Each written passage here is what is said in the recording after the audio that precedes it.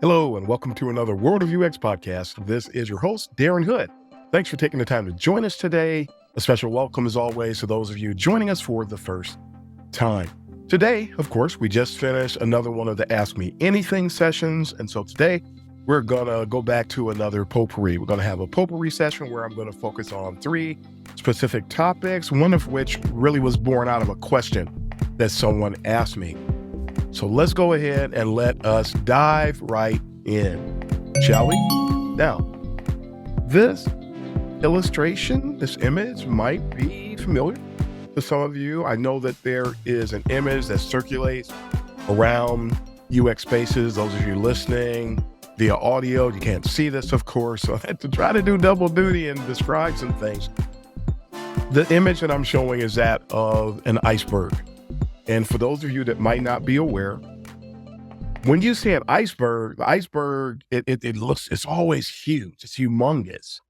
Even if it's one that's not really very wide, whether it's narrow, when you see an iceberg, you only see the tip. And it's where you get the saying, the tip of the iceberg. And when someone says the tip of the iceberg, what they're referring to is that, as you see in this image, you see a small portion of it above the surface of the water. Beneath the surface of the water, that's where the vast majority of the iceberg actually is. And it dwarfs what is actually seen. Now, why am I bringing this up? And am I going to talk about the tip of the iceberg, what's going on with UX? Only a part of it is above and the great deal of it is beneath. And that is true, but that's not really what I'm going to address. I actually wrestled with what I was going to do in this particular potpourri session, and I'm responding to a critic today, and not just one critic, but there have been a scant few, always a scant few, who will come along and say something. They hear the things that I talk about. They will respond, not in kind. They don't respond by either presenting some evidence that contradicts what I'm talking about. They just don't like what I'm saying. And so what they'll do is they'll throw some gaslighting oriented type of a response out there. They'll throw a straw man component out there. They won't come back at it with some actual substance. And one of the reasons that happens, and there's really a lot of them that it happens, but one of the reasons is because they just don't like it. They can't tell you why, can't explain a single solitary thing, but they're generally trying to point out, I don't like that, so I'm just going to throw this distraction-oriented statement out there. Really don't even care who hears what they're saying. As long as they can get somebody to not pay attention, they're happy. So what am I addressing? What does that have to do with this iceberg? I'm trying to explain to those who care, trying to respond to the critics. I'm going to call it, for lack of a better phrase, and somewhat being jovial when I say this, but I have a bad habit of timeboxing myself. So when I'm talking, I'm always being considerate of someone's time. A lot of times when I'm responding, I do have a limited time. I have a limited time, even on my show. Even though I have more time to address something than I would if I was on someone else's show or I was delivering a talk somewhere, I still have a tendency to time box things. The person who made a statement, and I'll be specific, person said that I was being myopic. Here comes Darren Hood again. I was responding about portfolios, and I was talking about how portfolios are a jaded currency, how a lot of people, the specific posts, and some of you listening might remember this, someone literally said that they spent over 1,400 hours changing their portfolio. And I responded to talk about how really misguided that was. I talked about how the person was wasting a lot of time. I shared some of the reasons why. I didn't share a lot. I didn't give the exhaustive list of why that was the case. I addressed it quickly because one of the reasons I get into this habit of time boxing is because when you post something to social media, and I've explained this countless numbers of times, when you're saying something on social media, you are confined to a specific amount of space. My posts are usually scheduled. My posts are distributed across multiple sources at one time. So when I post something, even though LinkedIn will give you over 1,000 characters that you can post, Twitter does not. I don't refer to it in its new name. There's several reasons for that. I won't do that. You have restricted space on Instagram. You have restricted space on Facebook. You have restricted space on Blue Sky. You have restricted space on everything. Everywhere you post, it varies. So the length, if you're trying to post to multiple places at one time, and I'm not usually trying to customize for each particular one. Sometimes I do, sometimes I don't. That creates this time boxing mindset. So it's got to work over here. It's got to work over here. So what's the lowest common denominator? Oh, roughly 200 and some odd characters. So that's what's going to happen. So I can't be, even when I'm posting for LinkedIn, which gives you more space than anybody, I'm still not going to be exhaustive. I'm not going to just, okay, I'll just go hook, line, and sinker on LinkedIn and I'll go minimal everywhere else. No, not going to do that. Not going to do that. It's just not a wise way to spend one's time. So I'm never going to say everything.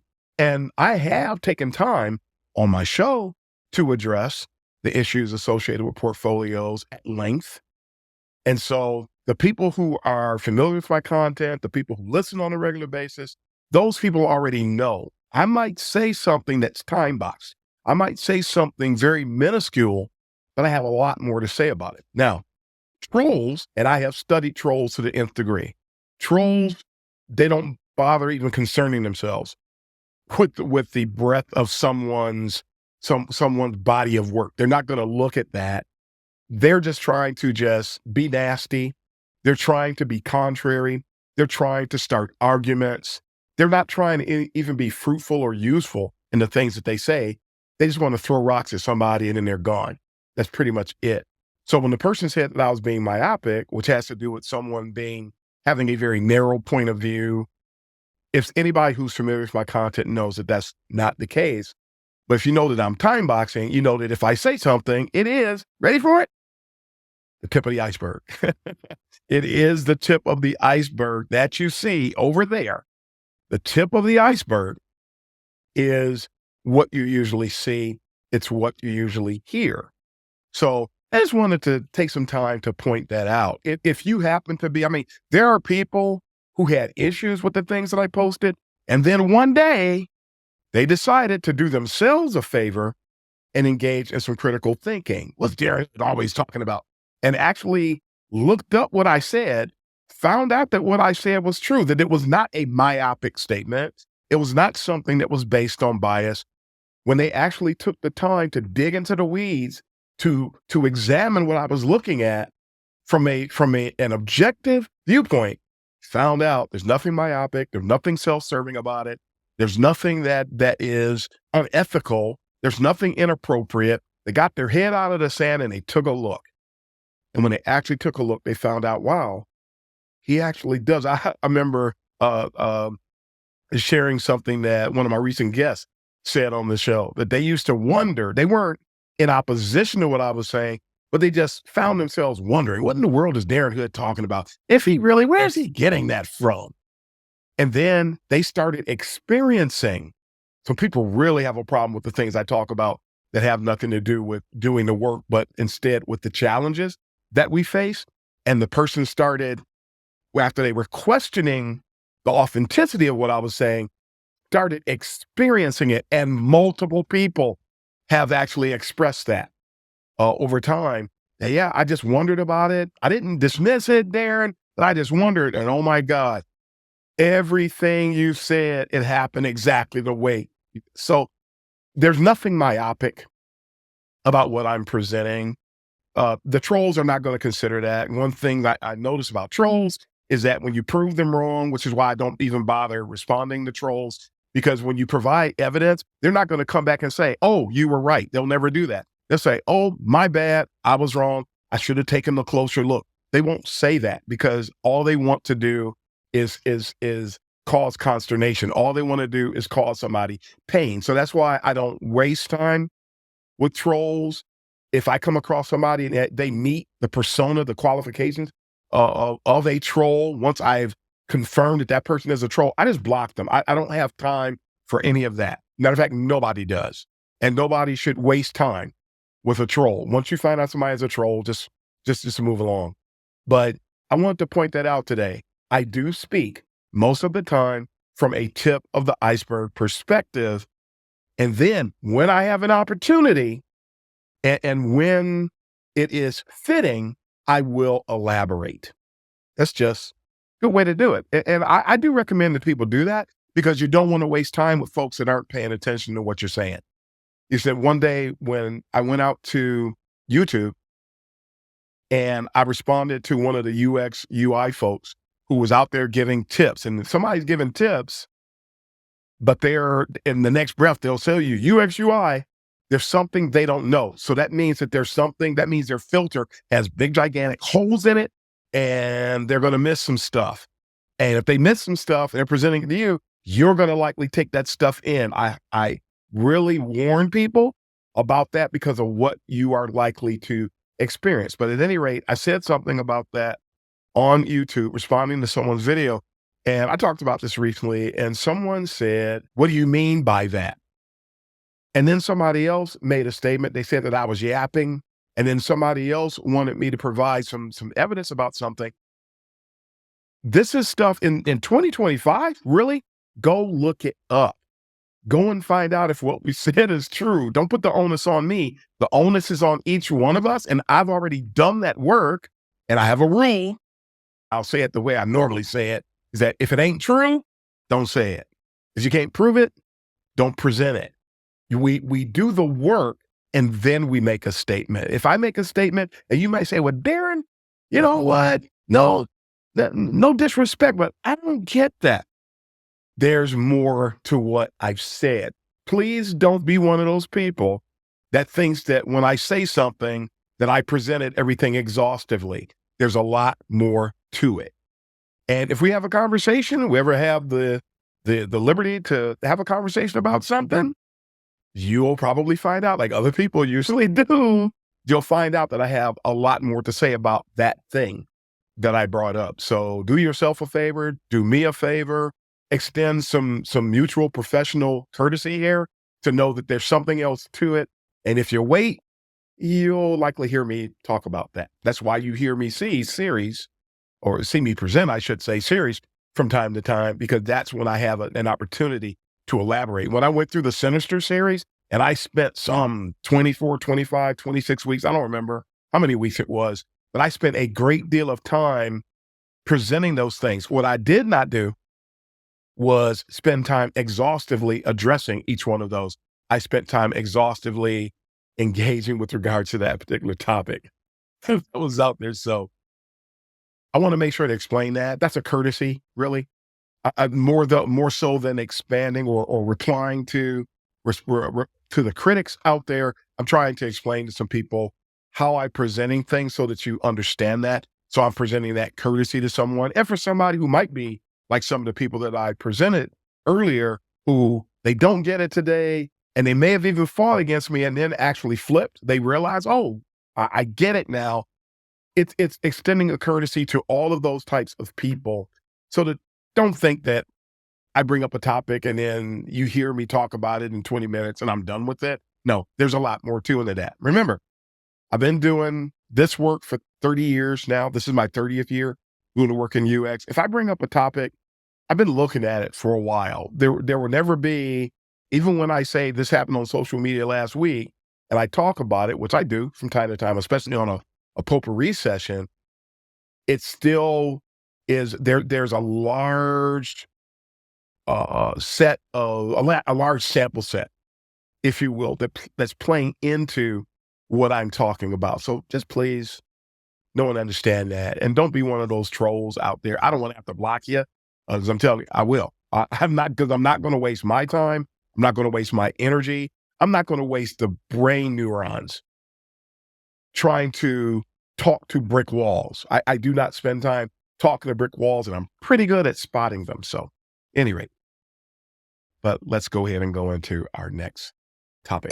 Now, our next topic for today, you see this little illustration.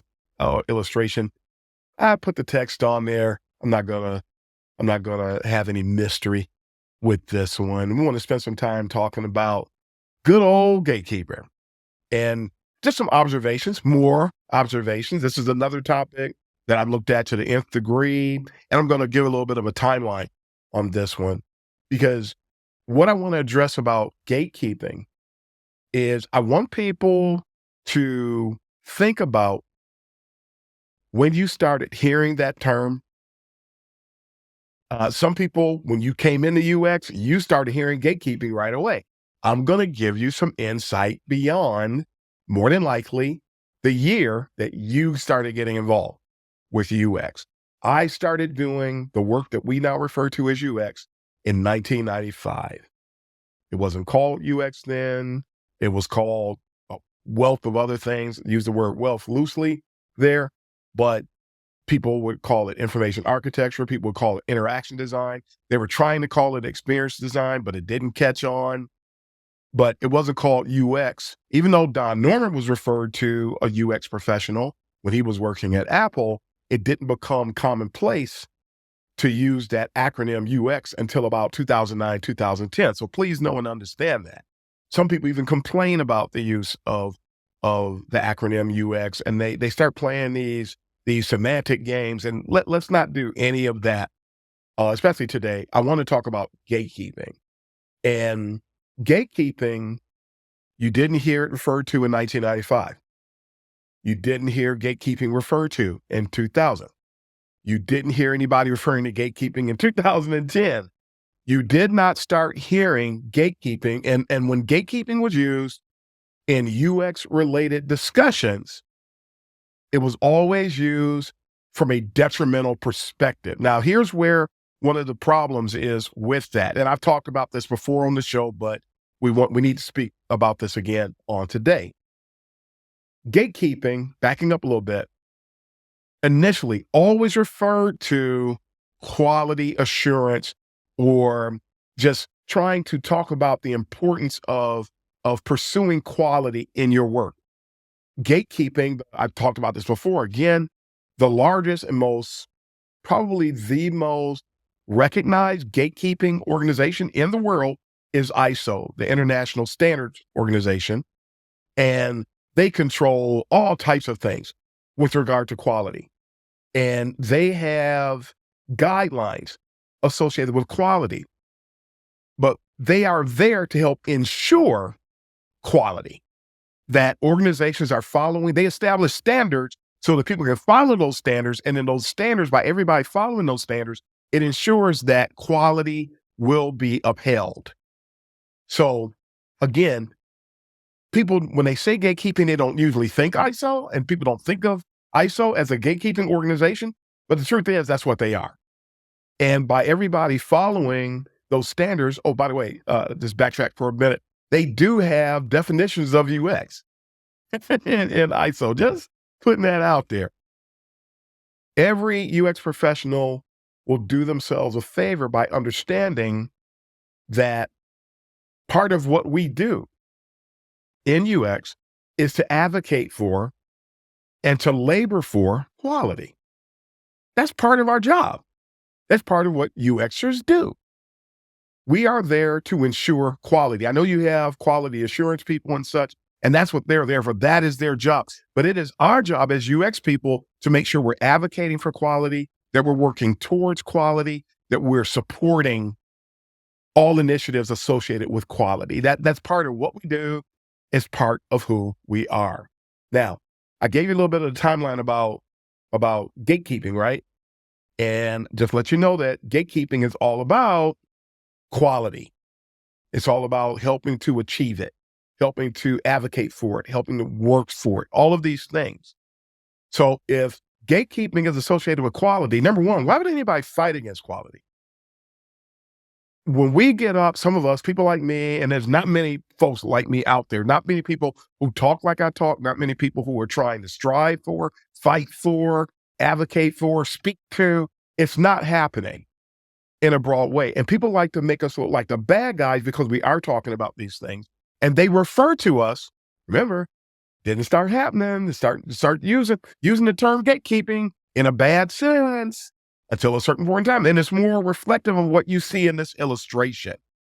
In this illustration here, you have this person with the suit of armor and nobody is going to pass. You shall not pass. That's the mindset that people, when they talk about gatekeeping in a derogatory way, that's what they say. And so when people like me talk about we should learn the fundamentals, they talk about making sure you know about information architecture. They make sure we talk about making sure you know about heuristics and things of that nature. We talk about interaction design principles. We talk about how certain types of research should be used for certain types of things. And they hear us talking about these things or talking about how portfolios are being used the wrong way. They say, oh, they're just gatekeeping. When people do that, they're actually gaslighting because all we're doing is talking about quality. All we're doing is trying to help people to pursue high levels of acumen so you can be the best UX professional you should be. Now, when you hear that, throw out all the weird terms, throw out all the gaslighting. What I just said, is that a bad thing to be the best UX person you can be? No, it's not. Make sure that you're trying to hit that sweet spot between user needs, business needs, and constraints. Is that a bad thing? No, it's not. But people gaslit folks who didn't know the history of gatekeeping, people who didn't know the history of UX, people didn't know what our job really is. Because also about the same time is when the whole UX UI thing started. Nobody was saying UX UI in 2002. Nobody was saying UX UI in 2005. Nobody was saying UX UI in 2008, 2009. That started around 2011, 2012, 2013, when people who didn't know what UX was started to say that to represent their perception of UX UI. And by the way, the people that started with had low personal UX maturity levels. So they didn't know. There was nobody there to tell them, that's not really, you don't want to say that. That misrepresents who we are. Nobody was saying that. The people who say, it doesn't really matter, it's okay, those are always people, 9 times out of 10, 99 times out of 100, those are people whose history in UX didn't predate a certain era.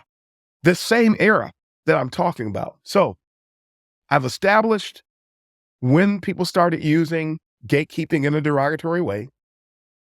And I want you to note something else here. Take note of what happened when people started saying gatekeeping, presenting that as a derogatory thing. When that started being normalized, the quality of work nosedived. Because today, it's still readily accepted that gatekeeping is a bad thing, that mindset. And again, when people say that, they're letting you know that they don't really know what gatekeeping is. And they're letting you know, the CPA, the accounting field, saved itself from utter destruction because they started gatekeeping. The legal field saved itself when it started gatekeeping. You name it. The plumbing industry, the hairdressing industry, you name it. The automobile mechanic industry.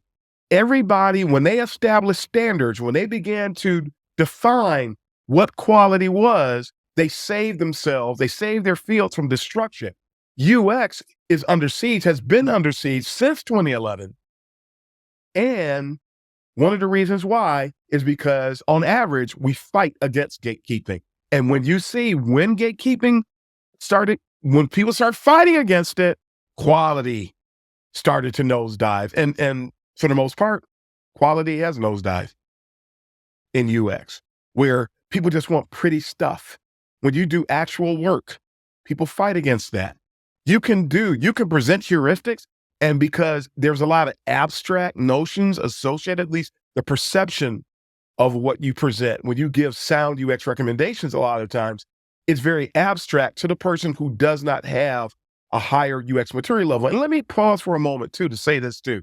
When somebody has a low UX maturity level, please do not interpret that to mean that we're blackballing somebody or speaking detrimental about such an individual. It's just identifying where you are. If somebody says that your gasoline tank, that it's low, it's close to E, you only have a quarter tank of gas, or you only have 20 miles before, that just tells you where you are, and it's letting you know what action you need to take. That's all that we're saying. When we're saying that somebody has a lower UX maturity level, some people assume, they ascribe, if they don't hear me saying it, and I've talked to people who have confirmed this as well, if they don't hear me saying it, they assume a voice and tone, and then they run with that, and then they go tell other people who don't know what the voice and tone is. And then everybody starts making assumptions, and then now you can't communicate with them because of the assumptions that are being made. So when we say that the UX maturity level is low, it's just telling us what the state is. And then it lets you know how to proceed after that. So we've established that, so let's move forward. When somebody cannot, when they can't really perceive what your recommendations are calling for, when you do have a higher UX maturity level and you make certain statements, people don't get it. So you have to, when you realize that somebody has a lower UX maturity level, that means that you have to change the way you're communicating so they don't take it the wrong way. So good, just a little pause for the cause there. So what else happened in conjunction with people normalizing the whole bit about gatekeeping? People are, now it's normal for people to fight against quality, and fighting against quality, this has resulted in people occupying space, but not providing value. Again, it's just identifying the state. It's not demonizing any of the people that this is speaking about, because this is happening a lot. A lot of people have UX jobs, but they're not bringing value. A lot of people have UX jobs, don't have confidence. Oh, and by the way, to not have confidence in your work is unethical. Would you want a doctor operating on you if they had low confidence level? Would you want a mechanic working on your vehicle if they had a low confidence level? Would you want somebody working on a landscaper working on your yard if they had a low confidence level? Folks, it is our job to work to build a higher, a better confidence level in what we're doing, to have higher levels of acumen, to be more understanding about the direction that we're heading. It is our job to work to achieve higher levels of acumen. Unethical to realize you have a lower level of confidence and not do anything to change it. That's not ethical. We need to know and understand that today. So a lot of people, unfortunately, to repeat, they're fighting against the quality, the standards of quality, or advocating for quality. And this has resulted in a lot of people being somewhere that ethically, they don't really belong there. Not saying you need to get fired, not saying you need to lose your job. You need to build your quality level. You need to build your confidence, I should say. Another thing that's happening, the perception of UX in this age of they're gatekeeping, down with gatekeepers. In that age, the perception of UX has also taken an extreme hit. This is not a coincidence that these things are going on while people are fighting against gatekeeping. You will also find many newer UXers favor or consider AI over expertise. This is due to a lack of desire to achieve said expertise. So this goes back to the last one. Folks need to be interested in making sure to build that skill level, and then you'll have a proper mindset. You'll find out when you should use AI, when you shouldn't. You won't be dependent upon AI. You won't assume that AI is flawless, because folks, it is not. The error ratios are as high as 85%. I had a conversation with somebody recently who tried to use AI to do some work, and it said that the error ratio was as high as 90%. So find out when you should use AI, find out when you shouldn't use AI. And by building a higher level of expertise in UX, you're in a better position to gauge whether or not AI hit the nail on the head or whether it didn't. So be aware of things such as that. This is one of those things, I hate to have to say it, but folks, it's just true. And I've really alluded to this already. But people who warn others about gatekeeping, who paint a picture that gatekeeping is bad, they're mystifying gatekeeping and the process. They're actually using an urban definition of gatekeeping that is more common in gaming circles, just so you're aware of that. They're actually guilty of the type of gatekeeping that they're professing to warn other people about, which really makes them hypocrites. If they're gatekeeping, are they gatekeeping against the other people that they're telling you that? So it's not a good thing, folks. Gatekeeping is actually a good thing. Understand what it really is, embrace it, and you'll see yourself be vaulted forward in the discipline instead of running into the proverbial brick walls, if you will. We need to be addicted to bringing value. And that's all gatekeeping is about. It's advocating for quality. If that's the case, remember, we need to be addicted to bringing value. And when you're addicted to bringing value, you won't fight against value. You won't fight against statements associated with value. You won't fight against practices associated with value. You will love gatekeeping because you know what it brings to the table, and it will vault the entire discipline forward. Just some things to keep in mind. Let's move on to our last topic for today. And I mentioned earlier that somebody just asked me a question and I want to address it. I'm not going to address it exhaustively. I'm just going to touch on it a little bit. So again, another tip of the iceberg statement. Somebody asked me recently, how in the world, Darren, you do so many things, you're involved in so many things. How do you, even just from a UX perspective, how do you manage your time when you've got a lot of different projects coming at you, you got a lot on your plate, you have a lot of asks, you have people that just keep bringing things to you and they need your help, especially when an organization, if you're fortunate enough to be in an organization where people understand the value proposition of UX, and you have a lot of people coming to you for a lot of different things, how in the world do you manage your time? What is your methodology? How do you approach this? And this is something that will affect all of us in some way, form, or fashion. So in general, I just want to spend a couple moments talking about time management. And I mentioned ISO earlier. I helped organizations over the course of my career, I helped organizations to achieve ISO certifications. And for those of you who might not be familiar with that, the mindset behind ISO, when you're trying to get those certifications or follow their principles, it's about say what you do what you say, and prove it. And every time an organization is trying to get an ISO certification, they have to basically document what they do. Then they have to show that they're doing what they said they're doing. And then it's that prove it bit. It sounds simple, but it can be very, very complex. But when you think about it from the simple perspective, I fell in love with ISO personally. I fell in love with it when I was helping the organization achieve it. And I just started working that into the way that I did everything. So looking at that from a very high level perspective, this is the backbone of how I manage my time. I document how am I going to spend my time. I block off time on my calendar when I have things I need to accomplish. When I'm working on something that's a project in Outlook. So a lot of us use Outlook. I'll use Outlook. I use color coding so that very quickly I can see what I'm going to be doing, when I'm going to be doing. But by documenting everything I say I'm going to do, by using that schedule component in calendar to put down, okay, from 9 to 10, I'm doing this. From 11 to 12, I'm doing this. From 12:30 to 1:30, I'm doing this. From 1:30 to 2, I'm doing this. I document what I say I'm going to do. Then I don't just, because it's very easy to say what you're going to do and then not do it. So say what you're going to do what you said, and then you have all the substantiation. You just follow those basics. So I said I was going to make it simple, didn't I?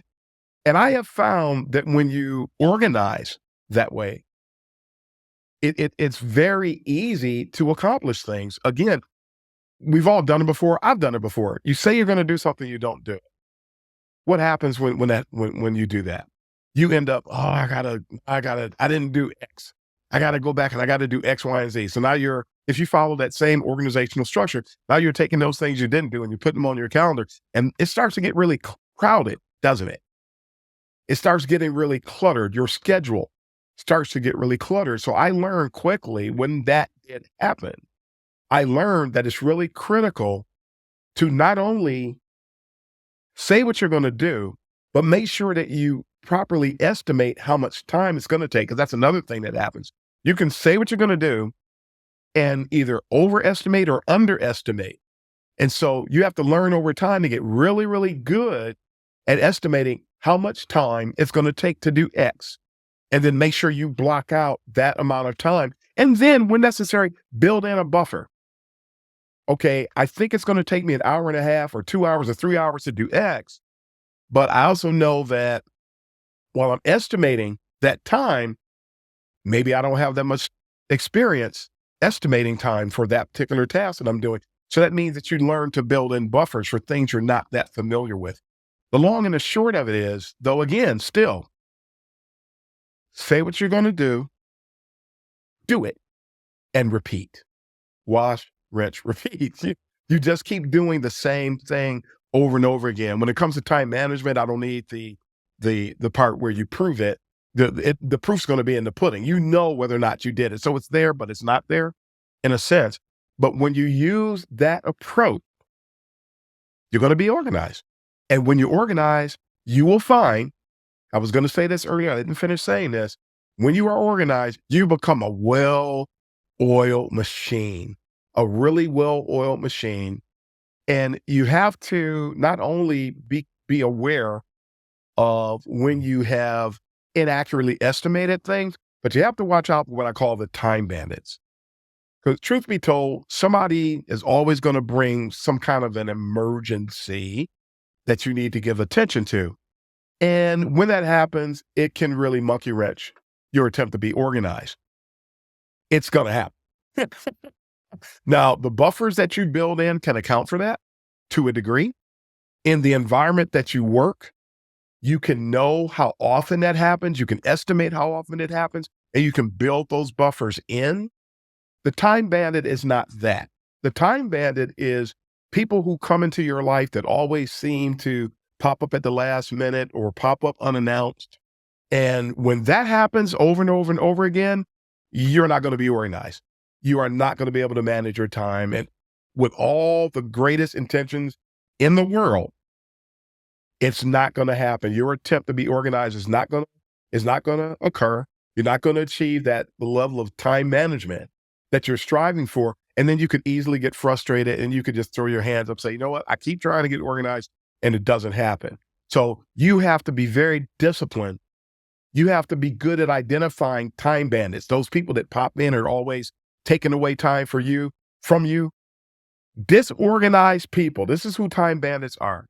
Disorganized people that will infect you with their lack of organization. You will become disorganized because you spend too much time with other people that are disorganized. That's when I learned one of the greatest benefits to self is learning how and when to say no. Learn how and when to say no. Learn to, when you come across those people that are disorganized, and then you do have a responsibility to engage with them, then you have to, in a sense, impose your structure on them. You need my help? Okay, sure thing. Let's do that.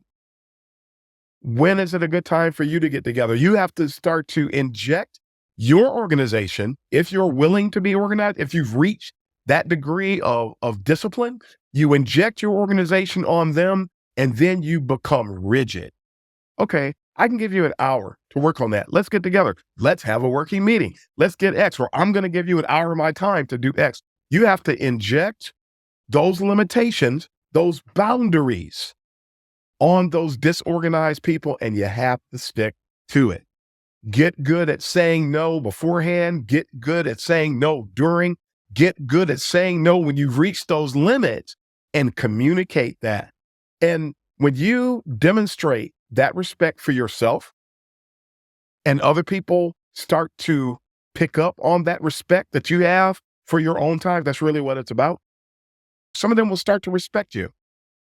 Some of them will not. And that's when you have to give the hard no. It's something you just have to do. Sometimes you have to give the hard no. And folks, it plays out the way that it plays out. There is no answer to address all of these types of examples, but somebody asked me how I organize myself, how I manage my time. That's how I do it. So there might be a time that these things might not work for you, but that's the answer to how I do it for me. And I do give a hard no sometimes. And there's some time, guess what? We're just not going to be able to do X, Y, and Z. That's just the way it is. But I'm going to always try. I'm going to always engage in giving someone the professional respect that they do. And sometimes I'm going to give somebody the professional respect that they don't deserve because I'm going to be the consummate professional. And that means that we're going to have to manage this time collectively together. But bottom line is, here's my boundaries, and I'm going to communicate those boundaries. And then we will cross that other bridge when we come to it. But folks, that is it. That's the end of our potpourri session for today. And by way of signing off today, lately I have been sharing and recommending, asking people to go out and support the kaizentees.com website. You get the t-shirts, you see the cups, you'll see the different elements, the different items that we have out there. Go and check out the merchandise at kaizenteams.com. When you do so, you are also supporting the podcast. You're supporting the work we're doing and helping to keep pure UX going forward. But that is all the time that we have for today, folks. So until next time, this is Darren Hood, the host of The World of UX, signing off. Happy UXing, everybody.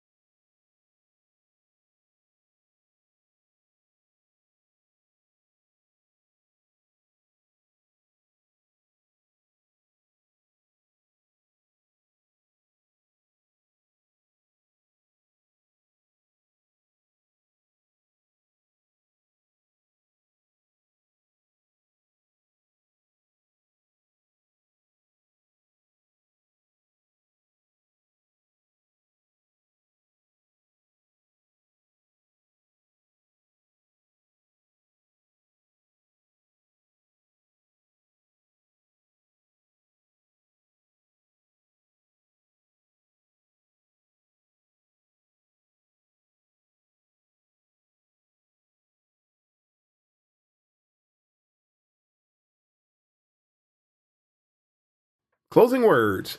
Ray, closing words, sir, for the audience. Oh, I would just if you're new into UX design or trying to get into UX design, I would encourage you to you know, follow Darren and other people who he would recommend for number one, and then don't just follow him blindly, but look into his references, see what he's talking about, look at his background. Those are things that helped me. That helped me build trust in him, not just because I simply like him, but those things that I've done that I just mentioned that nurtured that trust that I have in him and all around, you can make it into this discipline, and I think we all can survive, but it has to be the right way, and that's what hmm brings to the table with this show. Yep. Yep. Thank you. Thank you for that. Mary, closing Yeah, words. I just want to say, just keep asking questions. Mm-hmm. Yes. Cause friction. That's how you get the right answers. Yes. Absolutely. Very Absolutely. friction. Woo! Yeah. Love that. Healthy friction makes the world go Healthy round. friction. Makes the I world like go that. round. So thanks again, folks, for taking the time. But folks, that is all the time we have for this episode. So thank you for taking the time to tune in. Don't forget, go to kaizentees.com. Check out your UX merchandise, your t-shirts. More and more people asking about it. Very soon, we're still working on it. We're trying to get everything set so we can ship to Europe. I got people in Europe waiting to get their t-shirts. We're working on that, folks, but I got to get a break in my schedule in order to be able to fine tune it. But we have it started, but we'll get there. We'll get there, and I will announce it when it is ready. But thanks for taking the time to listen today. Thanks for taking the time to like the recording if you're looking on YouTube. Thanks for taking the time to give us a rating in the various places where you get the podcast. Thank you for your support. Thank you for your appreciation. Thank you for the messages that you send me, the feedback that I get from you. I appreciate all of that. And that is, though, all the time we have for today. We're going to go ahead and sign off. So this is Darren Hood, the host of The World of UX. Thanks again for listening, folks. Until next time, happy UXing, everybody.